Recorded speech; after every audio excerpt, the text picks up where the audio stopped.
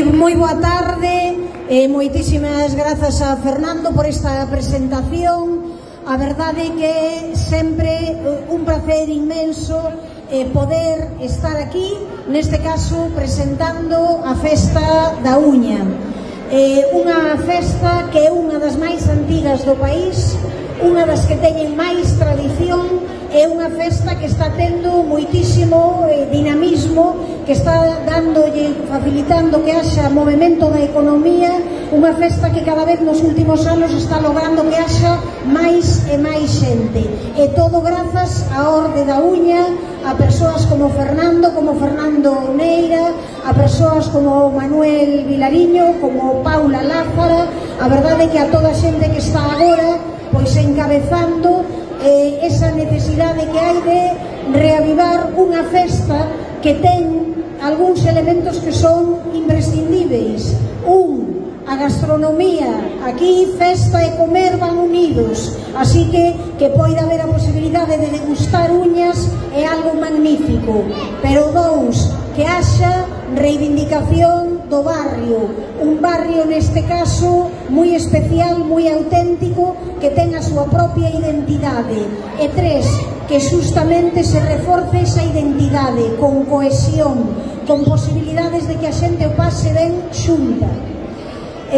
Como ben sabedes, San Lázaro naceu a partir dun lazareto medieval, a partir dun oficio, dunha maneira de vivir que ten moito que ver coa propia orixe de Santiago.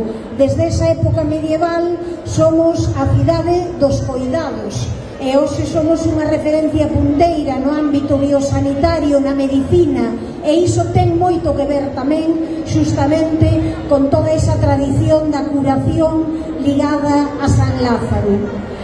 Tamén San Lázaro é coñecida por ser porta de entrada de moitas cousas. A primeira que se nos ven á cabeza é a porta de entrada do Camiño. O Camiño francés, un dos máis numerosos, pasa justamente por San Lázaro. Para moitas persoas esa é a referencia. San Lázaro, porta de entrada do Camiño. Pero tamén hai moita xente que entra por San Lázaro para facer trámites administrativos na Xunta, ou que entra por San Lázaro para vir ao comercio, para vir ao centro comercial, ou para ir ao comercio de proximidade, ao pequeno comercio do barrio. Justamente tamén por iso é coñecido, ou é coñecido polos eventos deportivos. Aquí moi preto está o estadio Vero Boquete de San Lázaro, así que hai moitas cuestións polas que justamente San Lázaro é unha porta de entrada. Agora, a veciñanza de San Lázaro, eu creo que iso de ser porta de entrada pois non é o que máis interese. O que máis interesa é ter cohesión, ser un territorio, ser un lugar con identidade, e iso justamente é o que está facendo.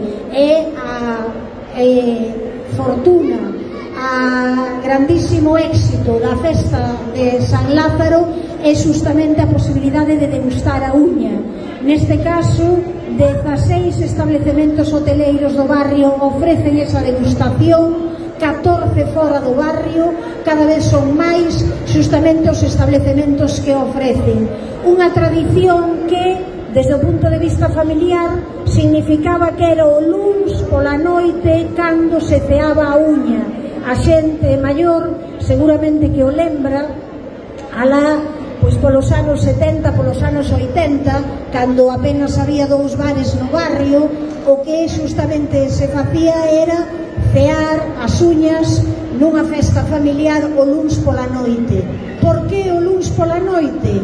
Porque a tradición das uñas viña dunha época en que nunha economía de subsistencia ter animais na casa en bo estado de saúde era importante, había que coidalos ben, e cando algún vacoriño, cando algún porquiño enfermaba, pois o que se facía era ofrecer as uñas e se curaba, ofrecíanlle as uñas e se curaba, e entón daquela levabanlle justamente o domingo, e na liturxia justamente do domingo aí se ofrecían as uñas, e ao final acabábanse poxando despois da saída de algunha desas misas.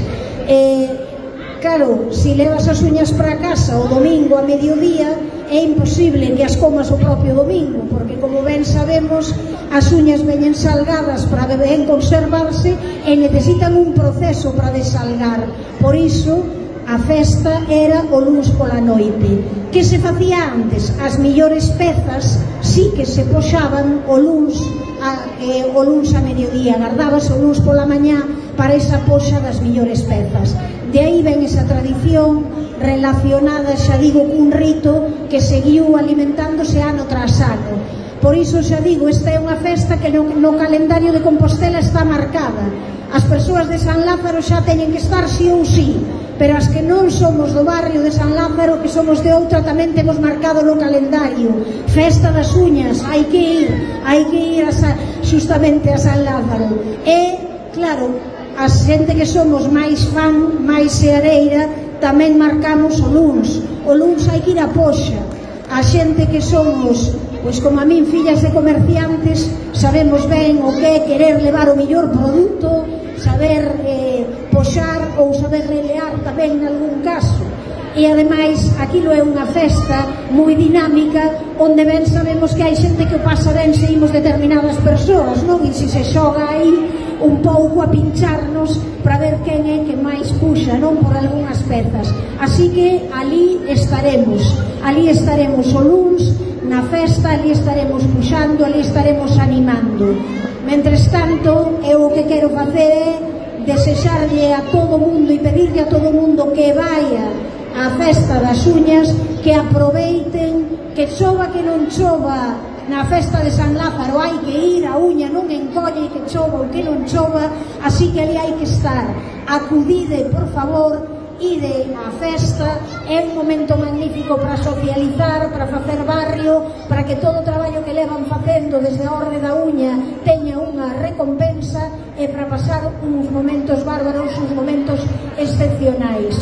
Fago ese chamamento non só a xente de Compostela, senón a xente da contorna, a xente da comarca, que veñan e que aproveiten. Así que teñades moi boa festa, longa vida a festa da uña.